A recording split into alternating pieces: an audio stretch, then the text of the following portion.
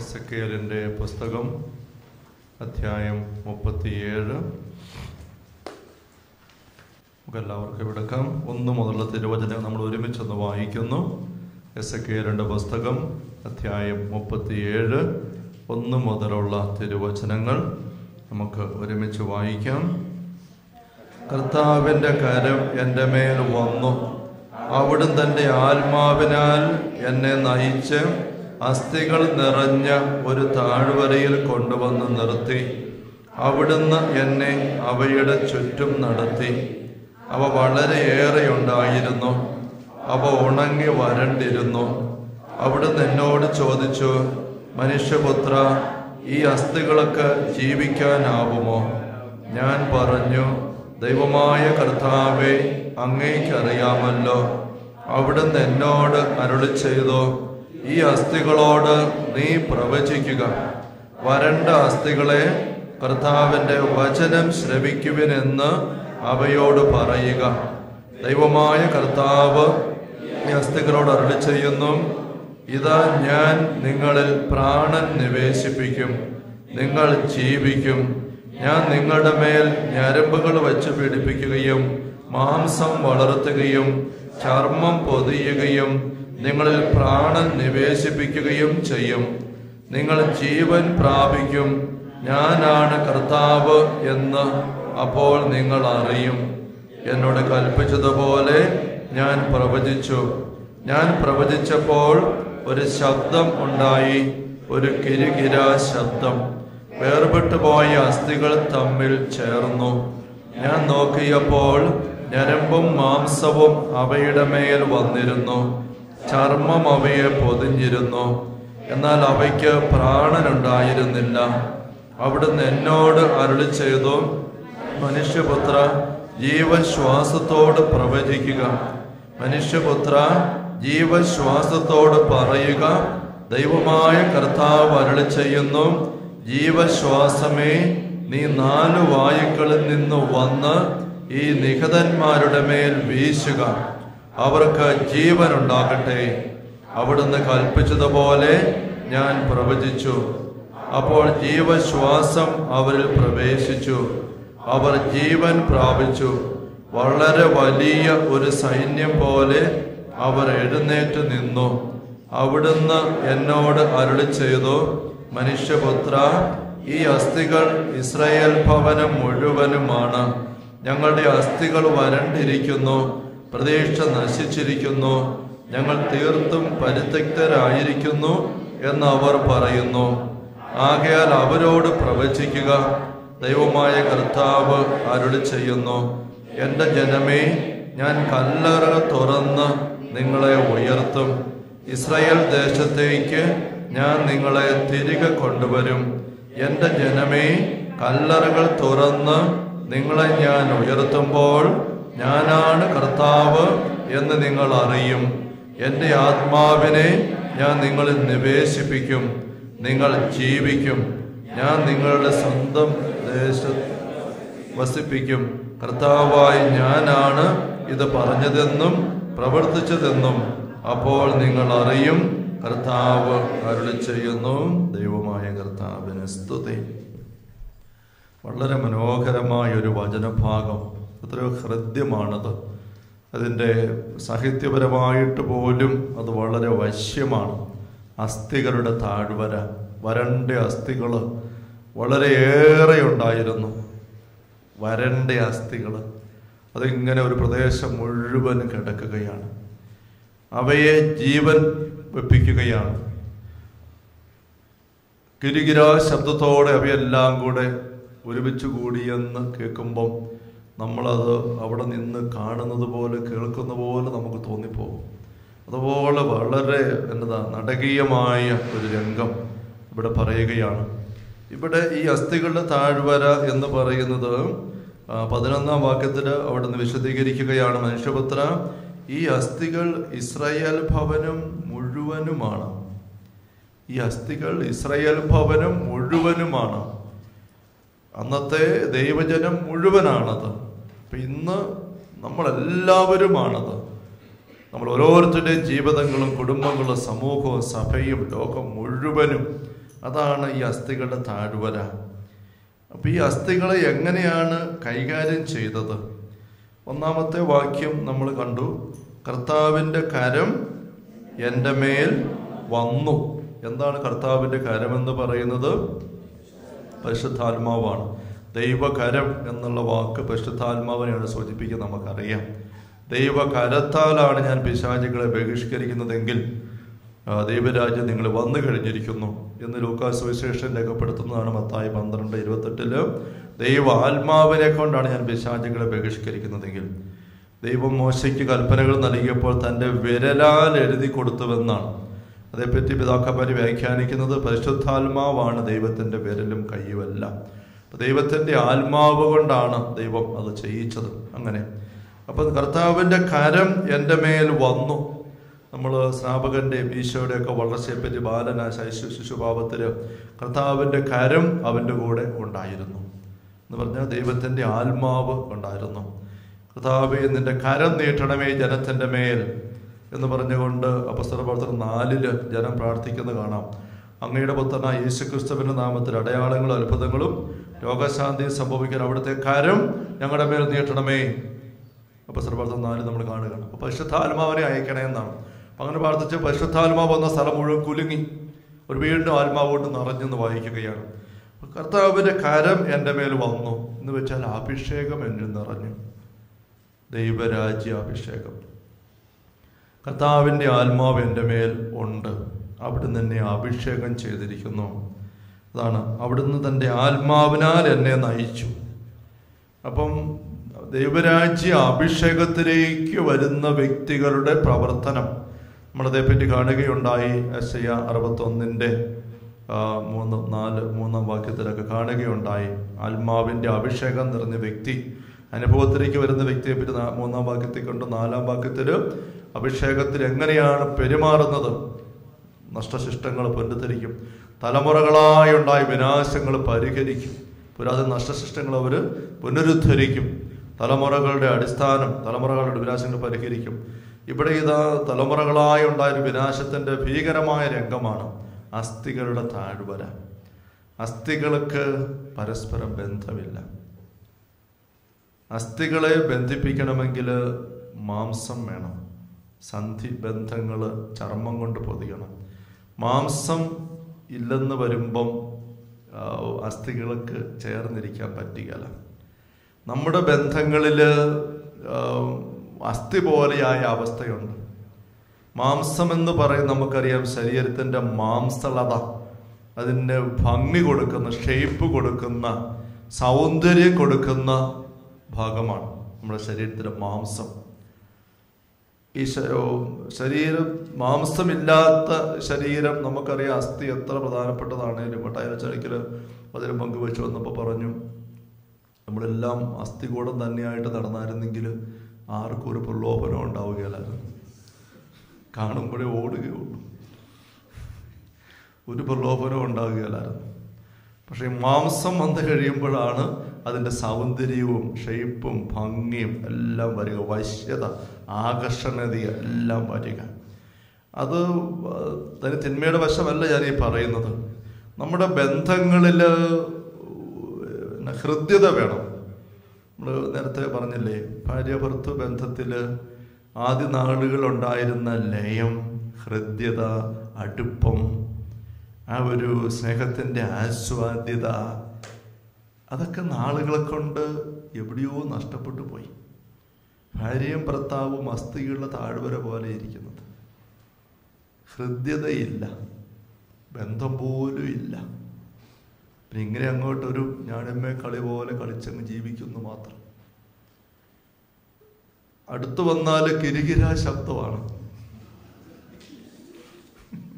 Hallelujah, hallelujah, hallelujah അല്ലേ? കിരികിര ശബ്ദമാണ്. എന്നെ കാണിക്കാൻ അവിടെ ഇങ്ങോട്ട് വന്നിരിക്കുന്നവരെ കൊണ്ട് അവിടെ കണ്ടിട്ട് ഇങ്ങനത്തെ സ്വരം ഉണ്ടാകുന്നത് ഈ വരണ്ട അസ്ഥി. ഇത് ഭാര്യാഭർത്തൃ ബന്ധം മാത്രമല്ല, നമ്മുടെയൊക്കെ കുടുംബ ബന്ധങ്ങളിൽ, അയൽ ബന്ധങ്ങളിലെല്ലാം ഈ വരണ്ട അസ്ഥി. അതുകൊണ്ട് തമ്പുരാൻ ഈ ഒരു ഇമേജറി അവതരിപ്പിച്ചിരിക്കുകയാണ്. ഇസ്രായേൽ ജനമാണ് ഈ വരണ്ട അസ്ഥികളുടെ താഴ്വര. ഇസ്രായേൽ അപ്പോഴും നല്ല കരുത്തോടെ ഓടി നടക്കുന്ന ആൾക്കാരെ കൊണ്ട് നിറഞ്ഞ ഒരു സമൂഹമാണ്. പക്ഷെ അവരെ തമ്പുരാൻ കാണുന്നത് വരണ്ട അസ്ഥികളുടെ താഴ്വരയായിട്ടാണ്. ഇപ്പം നമ്മളും നല്ല ചൊറിചുറുക്കും കരുത്തും ഒക്കെയുള്ള ആൾക്കാരായിട്ട് ഓടും. നമ്മുടെ കുടുംബത്തിലേക്ക് തമ്പുരാൻ അങ്ങനെയുള്ള ആൾക്കാരെ ജീവിക്കുന്ന കുടുംബത്തിലേക്ക് നോക്കുമ്പോൾ ചിലപ്പോൾ തമ്പുരാൻ കാണുന്നത് വരണ്ട അസ്ഥികളുടെ താഴ്വര. അപ്പനും മോനും കൂടി അടുത്ത് വന്നാൽ കിരികിരാ ശബ്ദം. സഹോദരങ്ങൾ ഒരുമിച്ചിരിക്കുമ്പം കിരികിരാ ശബ്ദം വരുന്നത്. സ്നേഹത്തിൻ്റെ ഹൃദ്യത ചേർന്നിരുന്നാലോ ഒരയും വല്ലാണ്ടാവും. അതുകൊണ്ട് പരമാവധി അടുക്കാതെ അങ്ങനെ അങ്ങ് അഡ്ജസ്റ്റ് ചെയ്ത് പോവുകയാണ്. അത് മാറണം. അടുത്ത് വരുമ്പോൾ ഹൃദ്യത വരണം. ഇത് ഭാര്യാഭർത്തൃ ബന്ധം, മാതാപിതാക്കള്, മക്കള്, സഹോദരങ്ങള്, നമുക്ക് എല്ലാവരിലും നമ്മളാ ദൈവരാജ്യ അനുഭവ ധ്യാനത്തിൻ്റെ അവസാന ദിവസങ്ങളിലൊക്കെ പിരിയുന്നതിന് മുമ്പ് കെട്ടിപ്പിടിച്ച് ഉമ്മ കൊടുത്ത് അങ്ങനെ ചുംബിച്ച് പിരിയാൻ ഞാൻ പറഞ്ഞ് നിങ്ങൾ ഓർമ്മിക്കുന്നുണ്ട്. അത് ആ ഒരു ഹൃദ്യതയിലേക്ക് നമ്മൾ വളർന്നു വരണം. അത് ഹൃദയത്തിൽ നിന്ന് അടുപ്പം വരണം. ഒരേ ആത്മാവിനെ പാനം ചെയ്ത് പോകുന്നവർക്ക് ആ ഹൃദയ അടുപ്പം ഉണ്ടാകും. വിശ്വാസികളുടെ സമൂഹം ഒരു ഹൃദയവും ഒരാത്മാവുമായിരുന്നു. നമ്മൾ അപ്പോസ്തല പ്രവർത്തനങ്ങൾ ആദ്യത്തെ വായിക്കുക. അപ്പോൾ അവർ ആദ്യ സമൂഹത്തെ പറ്റി പറയുന്നൊരു ഹൃദ്യമായ ചുരുക്ക് നിർവചനം പോലെയുള്ളൊരു ഒരു വാക്യമാണ് ഒരു ഹൃദയം ഒരാത്മാവ്. പട്ടായച്ചൻ്റെ കമൻറ്റ് ഞാൻ പറഞ്ഞിട്ടില്ല, ഇരിക്കുന്നില്ല. സാഹോദര്യം തോന്നുന്നു അല്ലേ? ഞങ്ങൾ അച്ഛമ്മയുടെ ധ്യാനത്തിന് ചെന്നപ്പം പിരിയാൻ നേരത്തെ അച്ഛനടുത്ത് ചെന്നപ്പോൾ അച്ഛൻ എൻ്റെ മുഖത്ത് നോക്കിയിട്ട് അങ്ങനെ പറയാം, അച്ഛനെനിക്ക് നല്ല സാഹോദര്യം തോന്നുന്നു. ആദ്യമായിട്ട് അങ്ങനെ കമൻറ്റ് കേൾക്കുന്നത്. അതുമുതൽ ഞാനത് മറന്നിട്ടില്ല. ഞാൻ അന്നേരം തിരിച്ചും പറഞ്ഞു, എനിക്ക് അച്ഛനോടും നല്ല സാഹോദര്യം തോന്നുന്നു. അത് ഇത്രയും മനോഹരമാണ്. ഇത് നമുക്ക് ആര് തമ്മിലും ഉണ്ടാവണം. കണ്ണിലേക്ക് നോക്കുമ്പോൾ അടുപ്പം,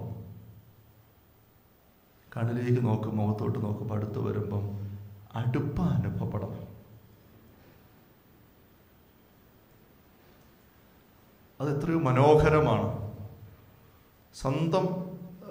നമ്മുടെ സ്വന്തം ആളിനോട് മിണ്ടുന്ന പോലെ അനുഭവപ്പെടണം മറ്റുള്ളവർക്ക് നമ്മൾ ചെല്ലുമ്പോൾ. വീട്ടിൽ തന്നെയുള്ള സ്വന്തം ആയിരിക്കുന്ന ആളിനോട് മിണ്ടുന്നത് പോലെ തോന്നണം. അതിങ്ങനെ ചിരിച്ചു കാണിച്ചും മധുരമുള്ള വാക്കുപയോഗിച്ചും തോന്നിപ്പിക്കുന്നതല്ല. അത് ഉള്ളിൽ നിന്ന് വരുന്ന ഒരു ജീവിതത്തിൻ്റെ മാംസളത്വമാണ്.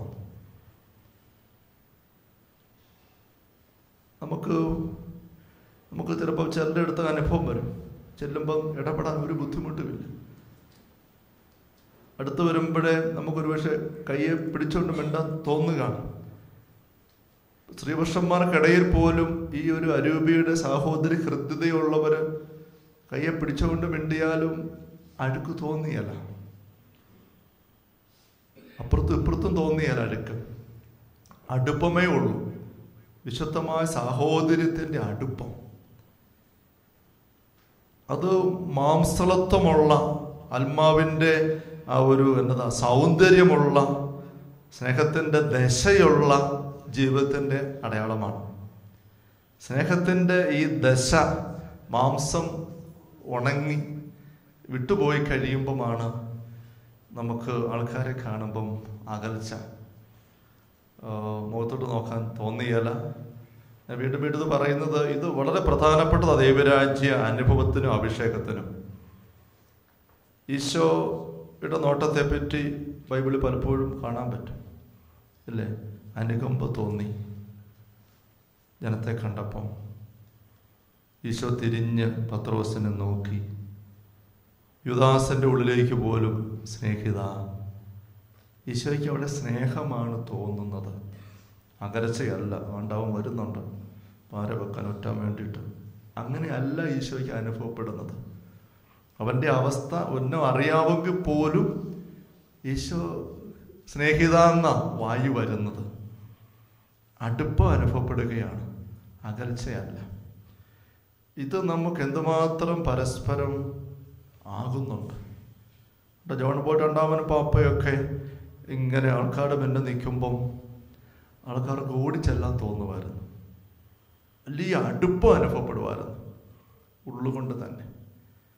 ഒരു യുവജന കൺവെൻഷൻ 4 വർഷം കൂടുമ്പം നടത്തുന്ന ഒരു കൺവെൻഷൻ്റെ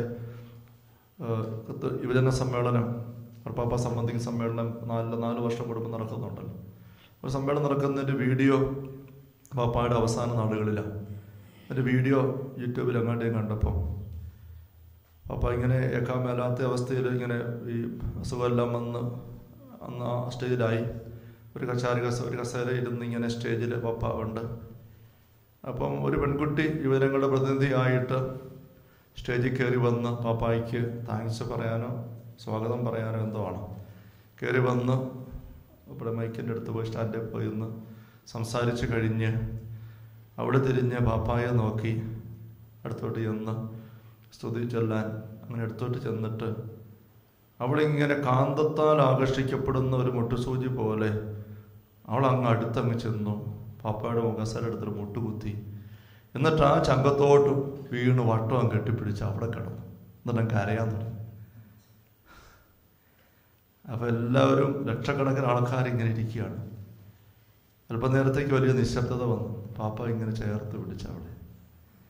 അപ്പോഴേക്കും താഴെ നിന്ന് ആൾക്കാരിങ്ങനെ കൈയടിക്കാൻ തുടങ്ങി. എല്ലാവരും കൂടെ ഇങ്ങനെ കൈയടിക്കുകയാണ്. ആ കൊച്ചു അവിടെ കിടന്ന് കുറേ നേരം. അവൾക്ക് ഏറ്റുപോകാൻ തോന്നുന്നില്ല.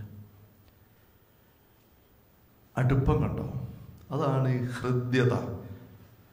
അതുകൊണ്ട് വിശുദ്ധ ചുംബനത്താൽ പരസ്പരം അഭിവാദനം ചെയ്യുക എന്ന് നമ്മൾ തിരുവചനത്തിൽ കാണുന്നുണ്ട്. വിശുദ്ധ ചുംബനത്താൽ പരസ്പരം അഭിവാദനം ചെയ്യുക. അപ്പോസ്തല പ്രവർത്തനങ്ങളിൽ 20-ാമത്തെ അധ്യായത്തിൽ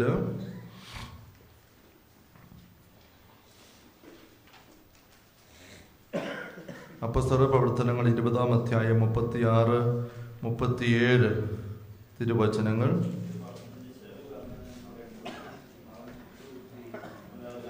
മറ്റെല്ലാവരോടും കൂടെ പ്രാർത്ഥിച്ചു. അവരെല്ലാവരും കരഞ്ഞുകൊണ്ട് പൗലോസിനെ ആലിംഗനം ചെയ്ത് ഗാഠമായി ചുംബിച്ചു എന്ന് പറഞ്ഞിരിക്കുകയാണ്. പൗലോസ് യാത്ര പറയുന്ന രംഗമാണ്. പൗലോസിനെ ഇപ്പം ഞാൻ പറഞ്ഞ പെൺകുട്ടി സഭാതലവനായ മാർപ്പാപ്പയെ ആലിംഗനം ചെയ്ത് ഗാഠമായിട്ട് ചുംബിച്ചു. അവിടെ കിടക്കുകയാണ്. അവൾ ഏറ്റുപോകുന്നില്ല. ശരി, അവൾ പെൺകുട്ടിയാണ്. പക്ഷേ അവൾക്ക് ഏറ്റുപോകാൻ ഗാഠമായിട്ട് ഇങ്ങനെ കെട്ടിപ്പിടിച്ച് അവിടെ കിടക്കുകയാണ്. ഇപ്പം സഭാതലവനായ പൗലോസിൻ്റെ പക്കൽ അത് തന്നെയാണ് ആൾക്കാർക്കെല്ലാം അനുഭവപ്പെടുന്നത്. അവരെല്ലാവരും അടുത്ത് വന്ന് ഒരുമിച്ച് പ്രാർത്ഥിച്ചു. പിന്നെ കരഞ്ഞുകൊണ്ട് പൗലോസിനെ ആലിംഗനം ചെയ്ത് ഗാഠമായി ചുംബിച്ചു. ചുമ്മാ ഒരു ഫോർമാലിറ്റിക്കൊന്നുമല്ല, ഗാഠമായിട്ട് ചുംബിക്കുകയാണ്. ഈ ആലിംഗനം ചെയ്യുക, ചുംബിക്കുക എന്നൊക്കെ പറയുന്നത് വിശുദ്ധിയും സ്നേഹവും ഇല്ലാത്തവർക്ക് എന്തുമാത്രം തിരിച്ചു പോകുന്നതാണെന്ന് നമ്മൾ കാണുന്നുണ്ട്. സ്വാർത്ഥതയ്ക്ക് വേണ്ടി, സ്വന്തം തൃപ്തിക്ക് വേണ്ടിയിട്ടും ഒക്കെ ഉള്ള ചേഷ്ടകളായിട്ട് ഇത് മാറുന്നതിൻ്റെ അപകടവും അഴുക്കും അരോചകത്വവും നമുക്ക് തിരിയും. പക്ഷെ ഇത് ഒരേ ആത്മാവിനെ പാനം ചെയ്ത് ഒരു ഹൃദയവും ഒരു ആത്മാവുമായിട്ട് വരുന്ന അനുഭവമാണ്. പത്രോസിൻ്റെ 1-ാം ലേഖനം 5-ാം അധ്യായം 14-ാം വാക്യം. ഇത് ഞാൻ ധ്യാനത്തിനിടയ്ക്ക് എല്ലാ ധ്യാനത്തിലും ഇത് പരാമർശിച്ചിട്ടില്ല എങ്കിലും, പക്ഷെ ഇതൊരു പ്രധാനപ്പെട്ട കാര്യമാണ്. ഇങ്ങനെ കെട്ടിപ്പിടിക്കുക, ചുമ്മാ വെക്കുക എന്നുള്ളതല്ല. അതിൻ്റെ അടിയിലുള്ള ആ ഒരു അനുഭവത്തിലേക്ക് നമ്മൾ വരിക എന്നുള്ളതാണ്. അതിൻ്റെ ഉള്ളിൽ ഇവർ അനുഭവിച്ച ഒരു അനുഭവമുണ്ട്, ഒരു ഹൃദ്യത, അടുപ്പം. അതിലേക്ക് നമ്മൾ എത്തണം. അതാണ് ദൈവരാജ്യ അനുഭവത്തിൻ്റെ ഒരു സുനിശ്ചിത അടയാളം, അടുപ്പം. പിശാച് നരകരാജ്യം കയറുമ്പോഴുള്ള സുനിശ്ചിത അടയാളം അകൽച്ചയാണ്. 1 പത്രോസ് 5:14.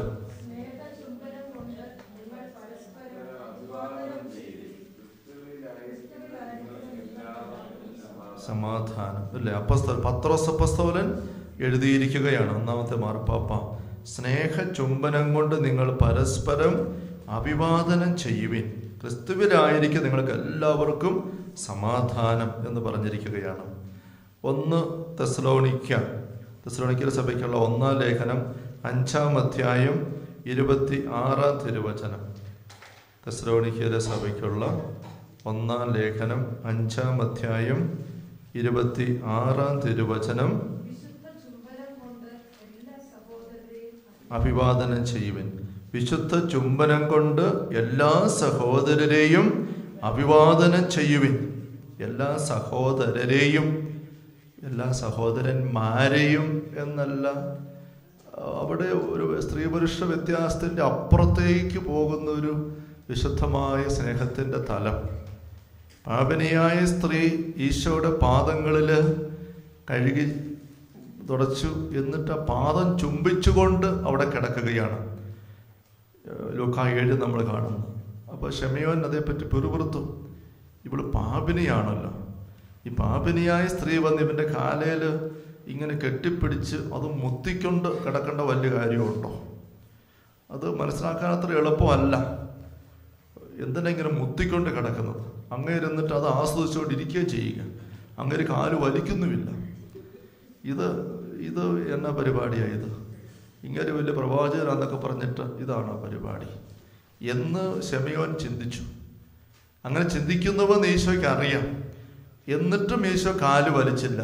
അല്ലെങ്കിൽ കുനിഞ്ഞ എടിമോളെ തക്കാലം നീ മുഖം മാറ്റിക്ക്, ഇവർക്ക് വല്ലതും തോന്നും, അങ്ങനെയും പറഞ്ഞ് മാറ്റിയില്ല. മറിച്ച് അവളങ്ങനെ ചുംബിച്ചുകൊണ്ട് കിടക്കുന്നത് ഈശോ നോക്കി. എന്നിട്ട് ശിമയോനോട് പറയുകയാണ്, ഞാൻ ഇവിടെ വന്നിട്ട് നീ എനിക്കൊരു ചുംബനം പോലും തന്നില്ല. ഇവള് കണ്ടോ, ഇവിടെ അവൾ വന്നത് മുതൽ എൻ്റെ പാദങ്ങൾ ചുംബിക്കുന്നു, വിരമിച്ചിട്ടില്ല. അവിടെ അഴുക്കിൻ്റെ വിഷയമേ ഇല്ല. ഈശോ അതിനെ അവളെ ഏൽപ്പിച്ചു വിടുന്നില്ല, തിരസ്കരിക്കുന്നില്ല, അത് സ്വീകരിക്കുകയാണ്.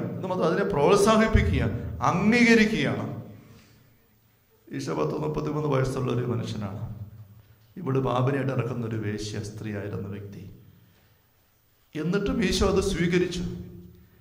ഞാനത് പറഞ്ഞുകൊണ്ട് വരുന്നത് എന്നാൽ ഇനിയിപ്പോൾ അച്ഛൻ കെട്ടിപ്പിടിക്കാൻ പറയുമ്പോൾ നമുക്ക് എല്ലാം അങ്ങോട്ടും ഇങ്ങോട്ടും പോയി കെട്ടിപ്പിടിക്കാം എന്ന് പറയാൻ വേണ്ടിയിട്ടല്ല. അതുപോലെയുള്ള വിശുദ്ധാത്മ സ്നേഹം വിശുദ്ധരായ കെട്ടിപ്പിടിച്ച ഒരു കുഴപ്പം വരികയല്ല. അല്ലെങ്കിൽ അത് നമുക്കറിയാം, അത് ശങ്കയും കാര്യങ്ങളൊക്കെ വരുമ്പോൾ തന്നെ അവിടെ നമ്മളത്ര ആയിട്ടില്ല. അവിടെ വിവേകമൊക്കെ വേണം തീർച്ചയായിട്ടും. എങ്കിലും ബൈബിളിലേക്ക് നമ്മൾ ആഴത്തിൽ, ഇത് വളർച്ചാ ധ്യാനമായതോടെയായിരുന്നു തെളിച്ച് ഇങ്ങനെ പറയുന്നത്. ബൈബിളിലേക്ക് നമ്മൾ ആഴത്തിൽ നോക്കുമ്പം ഇതൊക്കെ കാണുന്ന കാര്യങ്ങൾ അത് നമുക്കൊക്കെ വേണ്ടി തമ്മിൽ വെച്ചിരിക്കുന്ന അനുഭവത്തിൻ്റെ തലങ്ങളുമാണ്.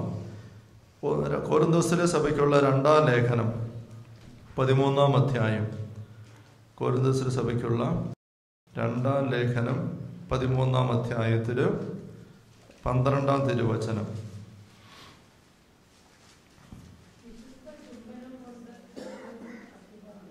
വിശുദ്ധ ചുംബനം കൊണ്ട് അന്യോന്യം അഭിവാദനം ചെയ്യുവിൻ.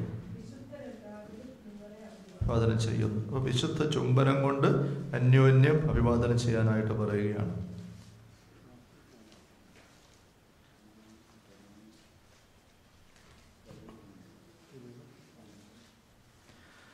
റോമ 16:16 പൗലോസ് അപ്പോസ്തലൻ എഴുതുന്ന കാണാം.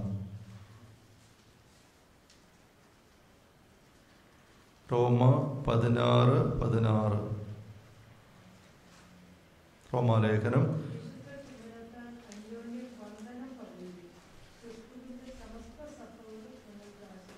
വിശുദ്ധ ചുംബനത്താൽ അന്യോന്യം വന്ദനം പറയുവിൻ.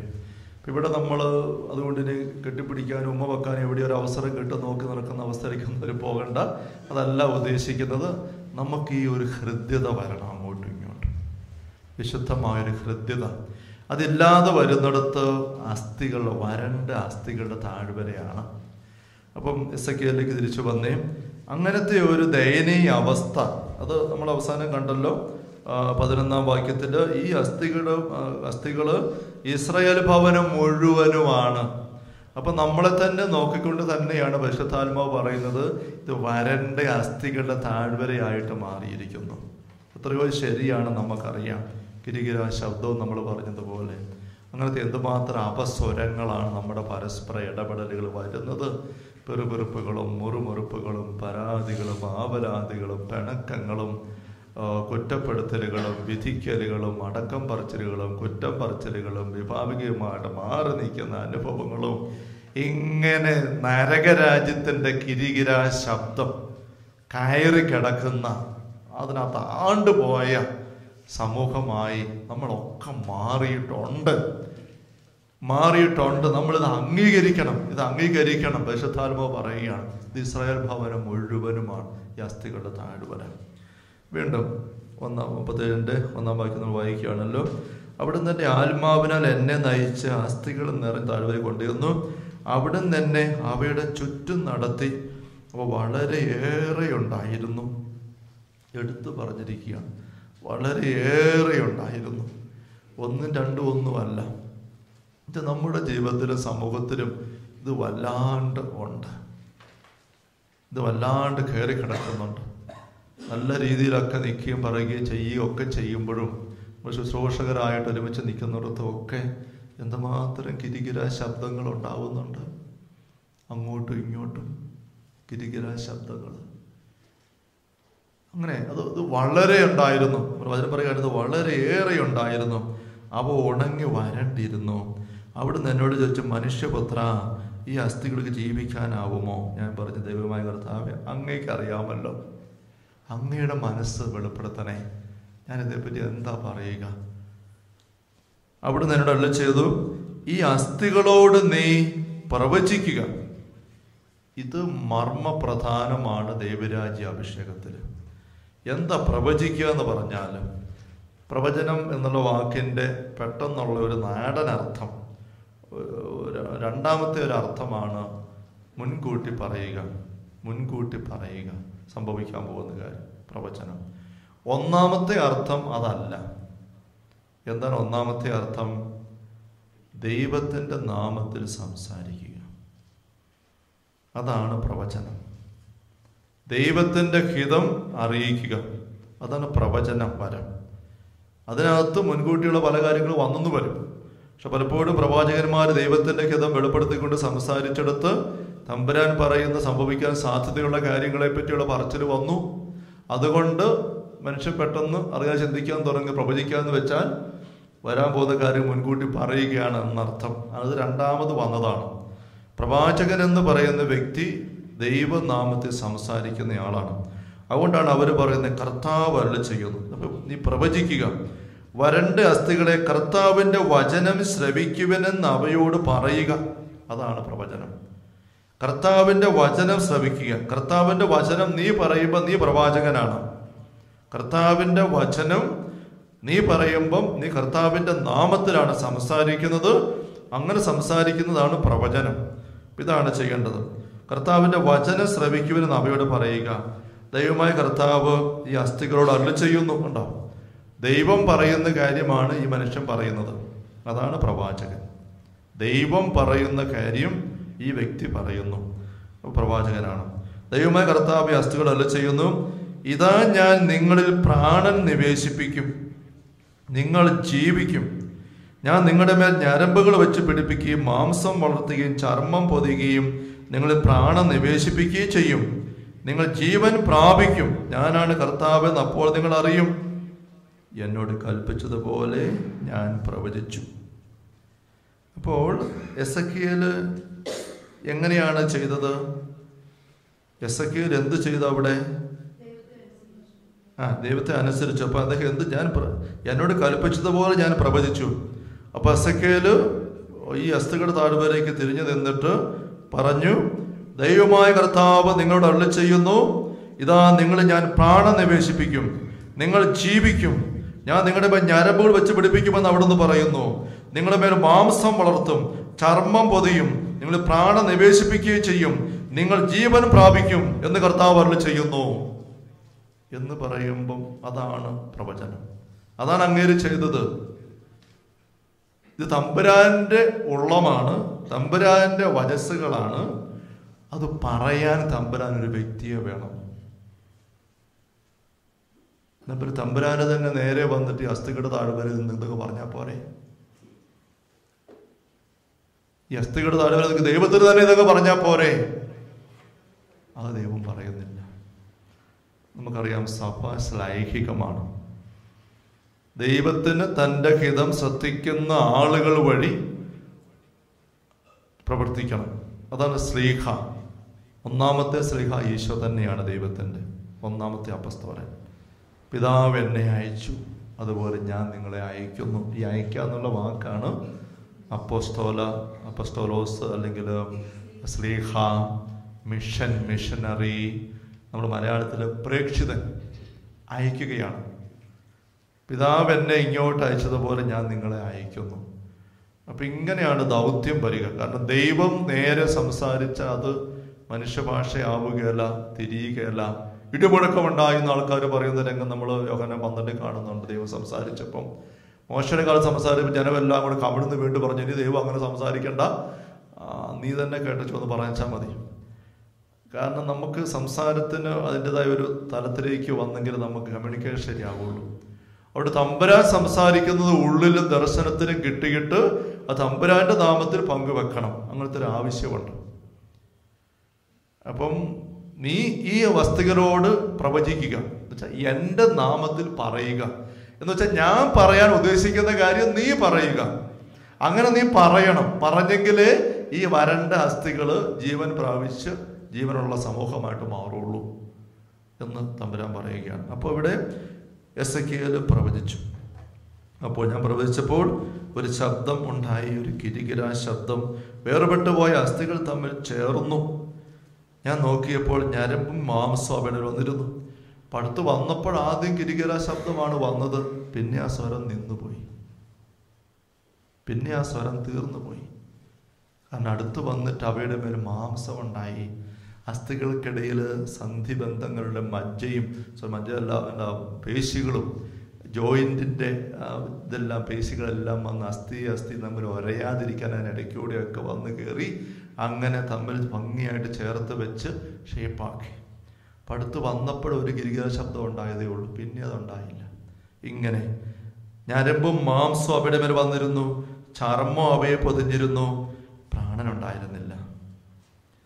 അവിടുന്ന് എന്നോട് അരുളിച്ചത്, മനുഷ്യപുത്ര, ജീവശ്വാസത്തോട് പ്രവചിക്കുക.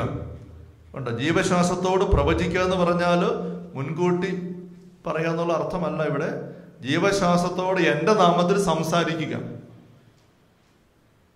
ജീവനോട് എൻ്റെ നാമത്തിൽ നീ സംസാരിക്കുക. എന്താണ് മനുഷ്യപുത്ര, ജീവശ്വാസത്തോട് പറയുക, ദൈവമായ കർത്താവ് അരുളി ചെയ്യുന്നു, ജീവശ്വാസമേ, നീ 4 വായുക്കളിൽ നിന്നും വന്ന് ഈ നിഹതന്മാരുടെ മേൽ വീശുക. ഈ ജീവനില്ലാതെ മരിച്ചു കിടക്കുന്ന ഇവരുടെ മേൽ വീശുക, അവർക്ക് ജീവൻ ഉണ്ടാകട്ടെ. അവിടുന്ന് കൽപ്പിച്ചതുപോലെ ഞാൻ പ്രവചിച്ചു. അപ്പൊ എന്താ എസെക്കിയേൽ ചെയ്തത്?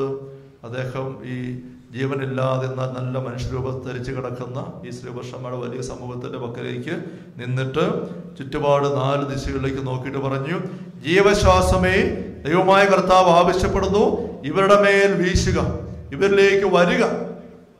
ഇങ്ങനെ ഞാൻ പറഞ്ഞു. അതാണ് പ്രവചനം. ദൈവനാമത്തിൽ പറഞ്ഞു. അപ്പോൾ ജീവശ്വാസം അവർ പ്രവേശിച്ചു, അവർ ജീവൻ പ്രാപിച്ചു. വളരെ വലിയ ഒരു സൈന്യം പോലെ അവർ എഴുന്നേറ്റ് നിന്നു. അവിടെ നിന്നോട് അരുളിച്ചത്, മനുഷ്യപുത്ര, ഈ അസ്ഥികൾ ഇസ്രായേൽ ഭവനം മുഴുവനുമാണ്. ഞങ്ങളുടെ അസ്ഥികൾ വരണ്ടിരിക്കുന്നു, പ്രതീക്ഷ നശിച്ചിരിക്കുന്നു, ഞങ്ങൾ തീർത്തും പരിത്യക്തരായിരിക്കുന്നു. അവർ പറയുന്നു, ആകയാൽ അവരോട് പ്രവചിക്കുക. കണ്ടോ, ആകയാൽ അവരോട് പ്രവചിക്കുക. നമ്മുടെ കുടുംബാംഗങ്ങളോട് പ്രവചിക്കണം. ഭർത്താവ് ഭാര്യയോട് പ്രവചിക്കണം, ഭാര്യ ഭർത്താവിനോട് പ്രവചിക്കണം, അപ്പനും അമ്മയും കൂടെ മക്കളോട് പ്രവചിക്കണം, നാടിനെ നോക്കി പ്രവചിക്കണം. അപ്പൊ എന്ത് സംഭവിക്കും? ഈ വരണ്ട് കിടക്കുന്ന അവസ്ഥ മാറും. അടുത്ത് വരുമ്പോഴേ കിരികിര കേൾക്കുന്ന അവസ്ഥയിൽ നിന്ന് മാറി ചർമ്മവും മാംസവും ഞരമ്പും എല്ലാം വന്ന് ഭംഗിയാകും, ജീവൻ പ്രാപിക്കും. അപ്പം അസ്ഥികളോട് പറയാൻ വേണ്ടിയല്ല ഇവിടെ തമ്പുരാൻ പറയുകയാണ്, ആകയാൽ അവരോട് പ്രവചിക്കുക. ഈ ജനത്തോട് പ്രവചിച്ചേ, ഇസ്രായേലിനോട് പ്രവചിച്ചേ. ജനത്തിന്റെ മുന്നെ ചെന്ന് നിന്നിട്ട് നീ പറ, ജീവനുണ്ടാകട്ടെ, സ്നേഹമുണ്ടാകട്ടെ, കൂട്ടായ്മയുണ്ടാവട്ടെ, സൗഖ്യമുണ്ടാകട്ടെ. ദൈവമായ കർത്താവ് അരുളി ചെയ്യുന്നു, ജീവന്റെ ആത്മാവ് നിങ്ങളിലേക്ക് വരട്ടെ. ഇങ്ങനെ പറയാൻ ആള് വേണം. ദൈവരാജ്യ അഭിഷേകം ദൗത്യം അതാണ്. ഇത് പറയണം. നമ്മൾ നമ്മോട് തന്നെ പറയണം. നമ്മൾ സ്തുതിച്ച് പ്രാർത്ഥിക്കുകയാണ്. ആത്മാവ് വന്നിന് നിറയട്ടെ. നമ്മൾ പ്രവചിക്കണം. തമ്പുരാന്റെ ഹിതമല്ലേ അത്? എന്റെ രോഗങ്ങൾ മാറട്ടെ, തിന്മയുടെ അരുവിൽ നിന്ന് മാറിപ്പോകട്ടെ, എന്നെ സ്നേഹം നിറയട്ടെ, ആനന്ദം നിറയട്ടെ, കൂട്ടായ്മ നിറയട്ടെ. എന്നിലെ വരണ്ട അസ്ഥികളോട് അവിടെ നമ്മൾ ആരംഭിക്കണം. അതുകൊണ്ടാണ് നമ്മൾ അങ്ങനെ ഈ സ്തുതിച്ച് പ്രാർത്ഥിക്കുമ്പം സ്വന്തം ഉത്കർഷം സംഭവിക്കുന്നുവെന്ന് 1 കൊരിന്ത്യർ 14:3-4 വാക്യങ്ങൾ വായിക്കുകയാണ്. ഭാഷാവരത്തോടെ സംസാരിക്കുന്ന വ്യക്തി തനിക്ക് തന്നെ അഭിവൃദ്ധി വരുത്തുന്നു. ഈ കരുത്തിലേക്ക് വന്നിട്ട് നമ്മൾ കുടുംബാംഗങ്ങളെ നോക്കി ഇങ്ങനെ പ്രവചിക്കണം. പ്രവചിക്കാന്ന് വെച്ചാൽ ഇവിടെ എസെക്കിയേൽ പ്രവചിച്ച വാക്കുകൾ നോക്കിക്ക്. ആ വാക്കുകൾ 6-ാം വാക്യം അല്ലേ? ഞാൻ നിങ്ങളുടെ മേൽ ഞരമ്പുകൾ വെച്ച് പിടിപ്പിക്കും, മാംസം വളർത്തും, ചർമ്മം പൊതിയും, നിങ്ങൾ പ്രാണൻ നിവേശിപ്പിക്കും, നിങ്ങൾ ജീവൻ പ്രാപിക്കും, ഞാനാണ് കർത്താവ് നിങ്ങൾ അറിയും. ഇത് പറയാനാ പറഞ്ഞത്. ഇതുപോലെ നമുക്ക് എന്തെല്ലാം ഉണ്ട് പറയാൻ. നമ്മുടെ കുടുംബത്തിലേക്ക് നോക്കി, സമൂഹത്തിലേക്ക് നോക്കി, മനുഷ്യ മക്കളിലേക്ക് നോക്കി. ഇതാണ് കർത്താവിൻ്റെ കരം എൻ്റെ മേൽ വന്നപ്പോൾ എസെക്കിയേൽ അനുഭവിച്ചതെന്ന് അദ്ദേഹം പറയുകയാണ്. കർത്താവിൻ്റെ കരം എൻ്റെ മേൽ, അവിടുത്തെ അഭിഷേകം എൻ്റെ മേൽ. അപ്പോൾ അതാണ് അവിടെ ചെയ്തത്, അതാണ് ഈശോ ചെയ്തത്. സൗഖ്യമുണ്ടാവട്ടെ, കൊടുങ്കാറ്റ് ശമിക്കട്ടെ, കുഷ്ഠരോഗം വിട്ടുപോകട്ടെ. ഇതാണ് ഈശോ ചെയ്തത്. അത് ചെയ്യാനാണ് ഈശോ നമ്മളെ നിയോഗിച്ചിരിക്കുന്നത്. ഈശോയുടെ ആ ഒരു ക്വാളിറ്റിയിലേക്ക് നമുക്ക് ആർക്കും തന്നെ ഒരുപക്ഷെ വരാൻ പറ്റുകയില്ലായിരിക്കും എന്ന് നമ്മൾ വിചാരിക്കുന്നുണ്ടെങ്കിലും ഈശോ അപ്പുറത്ത് പറഞ്ഞിരിക്കുന്നത് ഞാൻ ചെയ്തതിനേക്കാൾ കൂടുതൽ നിങ്ങൾ ചെയ്യുമെന്നുമാണ്. പിന്നെ നമുക്ക് ഈശോ ആരാ ഞാൻ ആരാ ചോദിക്കാനുള്ള വകുപ്പും ഈശോ തന്നെ ക്യാൻസൽ ചെയ്തിരിക്കുകയാണ്. എങ്കിലും നമുക്കറിയാം നമ്മുടെ ക്വാളിറ്റി എന്തുമാത്രം ഈശോയുമായിട്ട് കമ്പയർ ചെയ്യുമ്പം എത്രയോ താഴെയാണ്. അത് അങ്ങനെ ഒരു ഗ്യാപ്പേ നിൽക്കാനല്ല ഈശോ ആഗ്രഹിച്ചിരിക്കുന്നുള്ളത് നമുക്കറിയാം. പക്ഷെ നമുക്ക് എത്തുന്നതിൽ എന്തുമാത്രം വീഴ്ചയാണ്. എങ്കിലും നമ്മൾ തുടരേണ്ടത് ഇത് തന്നെയാണ്. നമ്മൾ നാളെ നടത്തി കഴിഞ്ഞാൽ ഈശോയുടെ ക്വാളിറ്റിയെ പറ്റി കുറച്ചുകൂടി ചിന്തിക്കണം. ഈശോയ്ക്ക് ഇത്രയും പവർ കൊടുത്ത ഈശോയുടെ ലൈഫിൻ്റെ ഒരു പ്രധാനപ്പെട്ട ആത്മീയ ക്വാളിറ്റി എന്തായിരുന്നു? എന്തുകൊണ്ടാണ് നമ്മൾ പറയുമ്പം അല്ല നമുക്ക് പറയാൻ പോലും തോന്നാത്തത്? കാണുമ്പോഴേ കിരികിര തോന്നുന്നിടത്ത് എങ്ങനെ പറയാനാ? അമ്പ്രന്നവൻ്റെ കാര്യം ഓർക്കുമ്പോഴേ കിരികിര എന്നാ വരുന്നത്. പിന്നെ അങ്ങനെ എങ്ങനെയാണ് ഒന്ന് അനുഗ്രഹിച്ചുകൊണ്ട് പറയുക? ഇത് കൂട്ട് ആയിപ്പോയി എൻ്റെ വെമ്പ്രനോത്തി അല്ലെ എൻ്റെ പിള്ളേര് എന്ന് പറഞ്ഞ് പറയാൻ 100 നാവാ നമുക്ക്. 100 നാവാ. പറഞ്ഞാലും തീരെയാണ്. പങ്കാളിയെ പറ്റിയുള്ള കുറ്റം കൊണ്ട് ഉള്ളിൽ നിറഞ്ഞു നിൽക്കുകയാണ്. വാ പൊളിച്ചാൽ ഇതിങ്ങ കൺട്രോൾ വിട്ടു വരിക. അതുപോലെ പോലും ആയി പോവുകയാണ്. അങ്ങനെയുള്ളിടത്ത് നമുക്ക് എങ്ങനെയാണ് പ്രവചിക്കാൻ പറ്റുക? സാധിക്കുന്നില്ല. അപ്പോൾ ഈ കുറ്റം കുറവുകൾ നമ്മൾ കഴിഞ്ഞ നേരത്തെ പറഞ്ഞ കൊന്ത വെച്ചുള്ള ഒരു എക്സസൈസ് പറയുകയുണ്ടായി ഓരോ ഗുരുവിനും. അപ്പോൾ നമ്മുടെ കൂടെയുള്ള ആ വ്യക്തിയെ ഓർത്തിട്ട് ആ വ്യക്തിയിൽ നമുക്ക് അരോചകത്വം ഉണ്ടാക്കുന്ന കാര്യങ്ങൾ ഓരോന്ന് ചിലപ്പോഴൊക്കെ ദാമ്പത്യ ബന്ധത്തിൽ കല്യാണം കഴിച്ച് ആദ്യമായിട്ട് വീട്ടിൽ വന്ന് കയറി അന്ന് അച്ഛാ എന്നോട് കാണിച്ചു തന്നെന്നറിയാവോ, അത് കേട്ട അച്ഛൻ എന്ന് പറഞ്ഞ് അന്ന് മുതൽ ഉള്ള കാര്യങ്ങൾ മനസ്സിലിങ്ങനെ കിടക്കുകയാണ്. അന്ന് മുതലുള്ള കാര്യം മനസ്സിൽ കിടക്കുകയാണ്. ഇങ്ങനെയുള്ള കാര്യങ്ങൾ ഇതിന് വേറെ കുറുക്കു വഴി ഒന്നുമില്ല. ഓരോന്ന് ഓർത്ത് ഓരോ കുരു ഉരുട്ടി ഈശോ കുരിശെ കിടന്ന് പറഞ്ഞ വചനം പറഞ്ഞ് അതിനെ തീർത്തെടുക്കണം. കാരവും താളിയും തേച്ചവരൊന്നും പോവുകയല്ല. ഈ അഴുക്ക് തിരുരക്തം കൊണ്ട് കഴുകിയാൽ മാത്രമേ പോകുള്ളൂ. കരുണക്കൊന്തയിലേക്കും കയറുക.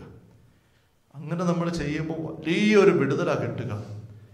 അങ്ങനെ എടുത്തെങ്കിലേ ഈ കൂടെയുള്ളവരുടെ ഈ പറഞ്ഞ നമുക്ക് വല്ലാണ്ട് ഗിരിഗിര ഉണ്ടാക്കുന്ന അവസ്ഥകൾ നമ്മളെ ആക്രമിക്കാതിരിക്കുള്ളൂ. അല്ലെ അങ്ങോട്ട് അടുക്കുമ്പോഴും നമ്മൾ തെറിക്കുകയാണ്.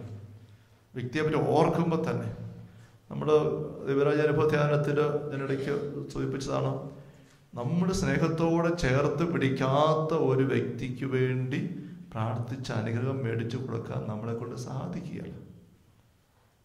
നമ്മൾ സ്നേഹത്തോടെ ചേർത്ത് പിടിച്ചിട്ടില്ലാത്ത ഒരു വ്യക്തിക്ക് വേണ്ടി ഞാൻ എത്ര കൈവരിച്ച് പിടിച്ച് പ്രാർത്ഥിച്ചാലും കൊന്ത ചെല്ലിയാലും ഒന്നും ഉപകാരപ്പെടുകയല്ല. കാരണം നമ്മുടെ ഉള്ളു അവരുമായിട്ട് ബന്ധമില്ല. ഞാൻ പ്രാർത്ഥിച്ച് സ്വർഗത്തിൽ നിന്ന് അനുഗ്രഹം ഇങ്ങോട്ട് മേടിച്ചെടുത്തിട്ട് അത് അങ്ങോട്ട് കൊടുക്കണം. അതാണല്ലോ പ്രാർത്ഥനയിൽ മത്സ്യ പ്രാർത്ഥന സംഭവിക്കുന്നത്. അപ്പം ഞാൻ ഇങ്ങനെ നിൽക്കുമ്പോൾ തന്നെ എൻ്റെ ഉള്ളിൽ വെറുപ്പും അരിശവും കിടക്കുന്നത്. കൈവിരിച്ച് പിടിച്ച് പ്രാർത്ഥിച്ചുകൊണ്ടിരിക്കും, പുറത്ത് അമർന്നും കുടിയും കഴിഞ്ഞ് കയറി വരെ സ്വരം കേൾക്കുക, വലമാടം വരുന്നുണ്ടെന്ന് പറഞ്ഞുകൊണ്ട് ഇങ്ങനെ കൈവിരിച്ച് പിടിച്ച് എൻ്റെ തമ്പുരാനെ ഇത്ര ഞാൻ പ്രാർത്ഥിച്ചിട്ട് ഞാൻ ആ വാക്ക് ഉപയോഗിച്ച സോറി കേട്ടോ, എൻ്റെ ഉള്ളിൽ ശരിയായില്ല, വാക്ക് തമ്പുരാൻ്റെതല്ല. അപ്പം അങ്ങനത്തെ മനോഭാവത്തോടെ നമ്മൾ നിന്ന് പ്രാർത്ഥിക്കുമ്പം ഒന്ന് തമ്പുരാനിൽ നിന്ന് കൃപ ഇങ്ങോട്ട് വരുന്നത് ഇവിടെ തന്നെ ചോർന്ന് പോവുകയാണ്. ഈ വെറുപ്പിൻ്റെ ഓട്ട ഇവിടെ തന്നെ ചോർന്ന് പോവുക. നമ്മിൽ പോലും നിറയല അനുഗ്രഹം, കൃപ ഒത്തിരി വരുന്നുണ്ട്. മോട്ടർ അടിച്ച് കണ്ടി ഇഷ്ടംപോലെ വെള്ളമുണ്ട്, മോട്ടർ വെച്ചിട്ടുണ്ട്, കറണ്ട് കൊണ്ട് ഓണാക്കിയിട്ടുണ്ട്, വെള്ളം നല്ലപോലെ വന്ന് വീഴുന്നുണ്ട്. വീഴുന്ന വെള്ളം ടാങ്കിൻ്റെ അടിയിലത്തെ ഓവുകൾ മുഴുവൻ തുറന്ന് കിടക്കുകയാണ്. വീഴുന്ന വെള്ളം അതേപടി ഒരു അടി പോലും വെള്ളം ടാങ്കിൽ നിറയുന്നില്ല, പൊയ്ക്കൊണ്ടേയിരിക്കുക, മറുവശത്തൊരു ഒഴുകി പോവുകയാണ്. എത്ര മണിക്കൂർ അടിച്ചാലേ ടാങ്ക് നിറയുക. അപ്പം അതുപോലത്തെ ഓട്ടയാണ് ഈ വരുമ്പം. അതൊരു വശത്ത് അങ്ങനെ പോകുന്നു. മറുവശത്ത് ടാങ്കിൽ നിന്നും മറ്റേ ആളിൻ്റെ മുറിയിലേക്ക് എത്തേണ്ട പൈപ്പും ബ്ലോക്കാണ്. ഈ പങ്കാളിയോട് നമുക്ക് ഉള്ളിൽ ബന്ധമില്ല, വെറുത്തിരിക്കുകയാണ്. ആ പൈപ്പും പൊട്ടിക്കിടക്കുക, അല്ലെ കയറി അടഞ്ഞിരിക്കുകയാണ്. ഇവിടെ അറ്റപ്പറ്റ ഇച്ചിരി വല്ലതും വന്നാൽ പോലും അത് അങ്ങോട്ട് ചെല്ലുകയാണ്. ഇങ്ങനെ നമ്മൾ എന്തുമാത്രം സമയം പ്രാർത്ഥനയിൽ വേസ്റ്റാക്കി കളഞ്ഞിട്ടുണ്ടെന്ന് നോക്കിക്കേ. എന്തുമാത്രം മണിക്കൂറുകൾ അല്ല, ദിവസങ്ങളല്ല, വർഷങ്ങൾ, ജീവിതത്തിൻ്റെ കാതലായ കാലഘട്ടങ്ങൾ തന്നെ ഈ രീതിയിൽ നമ്മൾ വേസ്റ്റ് ആക്കിയിട്ടുണ്ടാവും. ഈ ബന്ധമില്ലാത്ത പ്രാർത്ഥനയിലായിട്ട് അങ്ങനെ നീങ്ങുമ്പോൾ. അപ്പം ഇവിടെ ദൈവരാജ്യ അഭിഷേകത്തിലുള്ള വ്യക്തി ഈ അസ്ഥികളുടെ താഴ്വരയായിട്ട് കിടക്കുന്ന അവസ്ഥയിലേക്ക് നോക്കി ദൈവനാമത്തിന് പറയണം. അത് ആവർത്തിച്ച് പറയണം. മത്തായിയുടെ സുവിശേഷത്തില് 10-ാമത്തെ അധ്യായത്തില്, മത്തായിയുടെ സുവിശേഷം 10-ാമത്തെ അധ്യായത്തില് 12-ാം വാക്യം, നിങ്ങൾ ആ ഭവനത്തിൽ പ്രവേശിക്കുമ്പോൾ അതിന് സമാധാനം ആശംസിക്കണം. സമാധാനം ആശംസിക്കണം. അല്ലാതെ നിങ്ങൾ ഒന്നും മിണ്ടാ ചെന്ന് കയറി വെച്ച് പോന്നാൽ അവിടെ സമാധാനം ചെല്ലുകയല്ല. നിങ്ങൾ വാ തുറന്ന് സമാധാനം നിങ്ങളോട് കൂടെ. ഈശോ മിശിഹായ്ക്ക് സ്തുതിയായിരിക്കട്ടെ. Praise the Lord. അങ്ങനെ ദൈവത്തിൻ്റെ ആശംസ കൊടുക്കണം. മറിയം എലിസബത്തിന്റെ വീട്ടിൽ ചെന്നപ്പോൾ അഭിവാദനം ചെയ്തു. അവരുടെ അഭിവാദനം എന്താണ്? ഷാലോം, സമാധാനം നിങ്ങളുടെ കൂടെ. അത് തന്നെയാണ് സമാധാന ആശംസ. ഈ പറഞ്ഞത് തന്നെയാണ് ഷാലോം. അത് കേട്ടപ്പോഴാണ് എലിസബത്തിന്റെ ഉള്ളിൽ പരിശുദ്ധാത്മാവ് കത്തിയത്. അമ്മയത് പറയാതെയാണ് കയറി ചെന്നതെങ്കിൽ പറ്റിയല്ല. അപ്പം അമ്മ അവിടെ പ്രവചിക്കുകയാണ്, സമാധാനം നിന്നോട് കൂടെ. അത് പറഞ്ഞപ്പം അത് സ്വീകരിക്കാനുള്ള ഒരുക്കം അവിടെ ഉണ്ടായിരുന്ന കൊണ്ട് അത് അപ്പം തന്നെ കത്തി. ഇപ്പം ഇത് നമ്മൾ വലിയ ബോധ്യത്തോടുകൂടെ ചെയ്യേണ്ട ഒരു കാര്യമാണ്. അഭിഷേകത്തിൻ്റെ, ദൈവരാജ്യ അഭിഷേകത്തിൻ്റെ വലിയ ദൗത്യം.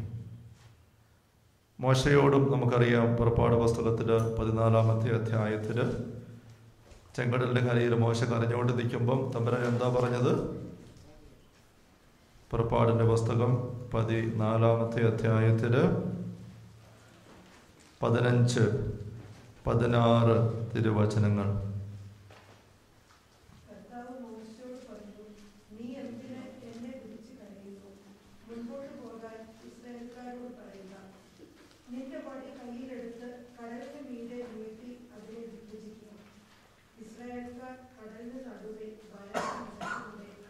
കടന്നു പോകട്ടെ. അപ്പം മോശ പറയണ കടലിനോട് വടിയെടുത്ത് പിടിച്ചിട്ട് മാറുക എന്ന് പറയണത് ദൈവത്തിന്റെ ഹിതമാണത്. പക്ഷെ പറയാനൊരാൾ വേണം. നോക്കിക്കേ, നമ്മുടെ കൈ എത്തുന്നിടത്ത് നമ്മുടെ കയ്യിൽ എന്തുമാത്രം ആ കരുത്തിരിക്കുന്നത്. വരണ്ട അസ്ഥികളുടെ അവസ്ഥയിലേക്ക് നോക്കി ദൈവരാജ്യം കരഗതമാക്കാൻ, സമാഗതമാക്കാൻ നമുക്ക് ആ രീതി നമ്മുടെ ചിന്തകളെ എടുക്കാം. ഇപ്പം നമുക്ക് സമാപിപ്പിക്കാം ഇന്നത്തെ സെഷൻ. നമ്മൾ ഒരു 10-20 മിനിറ്റ് എടുക്കും അത്താഴം ഒന്ന് റെഡിയാകാനായിട്ട്. നമ്മൾ പുറത്തേക്ക് ഇറങ്ങുന്നു, അല്ലെങ്കിൽ പ്രാർത്ഥിച്ചിരിക്കുന്നു. മണിയടിക്കുമ്പോൾ അത്താഴം കഴിക്കാനായിട്ട് ചെല്ലുന്നു. അത്താഴം കഴിച്ചിട്ട് പിന്നെ വേറെ സെഷൻ ഇല്ല, പ്രാർത്ഥനയിലായിരിക്കുക. കുളിക്കാനൊക്കെ ഉള്ളവർ കുളിച്ചിട്ട് സ്വസ്ഥമായിട്ട് 10 മണിയൊക്കെ ആകുമ്പോൾ കറണ്ട് കണ്ടുവന്നിട്ടുണ്ട്, കുഴപ്പമില്ലാത്തതുകൊണ്ട് 10 മണിയാകുമ്പോൾ ലൈറ്റെല്ലാം കിടത്തണം. അതുവരെയുള്ള സമയം നിങ്ങൾക്ക് സ്വന്തമായ സമയമാണ്. ഈ വചനഭാഗത്ത് വായിക്കുക, വീണ്ടും ധ്യാനിക്കുക.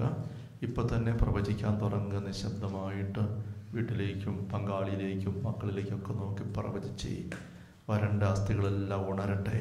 നമുക്ക് കൂടുതൽ നാളെ ചെയ്യണം. അപ്പം നമുക്ക് എണീക്കാം. എത്രയും ദയുള്ള മാതാവേ, നിന്റെ സങ്കേതത്തിനോടി വന്ന് നിന്റെ സഹായം തേടി നിന്റെ മാധ്യസ്ഥ അപേക്ഷിച്ചവരിൽ ഒരുവനെയെങ്കിലും നീ ഉപേക്ഷിച്ചതായി ലോകത്തിൽ കേട്ടിട്ടില്ല എന്ന് ഓർക്കണമേ. കന്യകയുടെ രാജ്ഞിയായ കന്യകയെ, ദയുള്ള മാതാവേ, ഈ വിശ്വാസ ധൈര്യപ്പെട്ട് നിരന്തര പാദത്തേക്ക് ഞാൻ അണയുന്നു. നിന്റെ വേർപെട്ട കണ്ണുനീർ ചെന്തി പാപിയായി ഞാൻ നിന്റെ ദയാധിക്യത്തെ കാത്തുകൊണ്ട് നിന്റെ സന്നിധിയിൽ നിൽക്കുന്നു. അവതരിച്ച വചനത്തിന്റെ മാതാവേ, എൻ്റെ അപേക്ഷ ഉപേക്ഷിക്കാതെ ദയാപൂർവ്വം കേട്ടുള്ളണമേ. ആമേൻ. പരിശുദ്ധ പരമ ദിവ്യ കാരുണ്യത്തിനാം